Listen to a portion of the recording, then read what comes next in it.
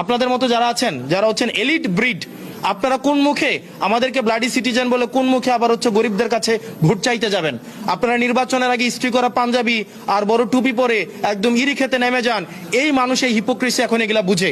আপনারা গার্মেন্টস শ্রমিক ফুটপাতে এখন যে যাচ্ছেন ভোট চাইতে ব্লাডি সিটিজেনের কাছে, আপনারা ম্যান্ডেটের জন্য ঠিকই ব্লাডি সিটিজেনদের কাছে আসেন। রাস্তার মধ্যে রক্ত দেয় ব্লাডি সিটিজেনরা।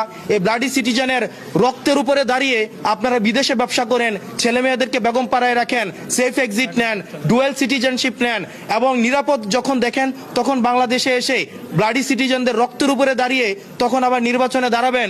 আর নির্বাচনে যদি দেখেন উত্তর দক্ষিণ হয়েছে, আবার তখন দেশ থেকে পালিয়ে যাবেন। এই ধরনের বাংলাদেশ আমরা 24 পরবর্তী সময়ে আমরা এই বাংলাদেশ দেখতে চাই না। সেটি নিয়ে আমরা নির্বাচন কমিশন আপত্তি জানিয়েছি এবং সকল আইনজীবী এই জহিরুল ইসলাম মুসার প্রতি যে ধরনের আচরণ করা হয়েছে, এটা সকল আইনজীবীদের প্রতি আমি মনে করেছি এটা তাদের মানহানি করা হয়েছে। এবং কমিশনের মধ্যেই সকল পক্ষের আইনজীবী, শুধুমাত্র যে জহিরুল ইসলাম মুসা না, সকল পক্ষের আইনজীবী, এখানে বিএনপি পন্থী বা অন্যান্য যেই আইনজীবীরা ছিলেন সবাই সেটা এই আব্দুল আওয়াল মিন্টুর আচরণে আহত হয়েছেন এবং তারাও সেখানে ইনস্ট্যান্ট তারা প্রতিবাদ জানিয়েছেন।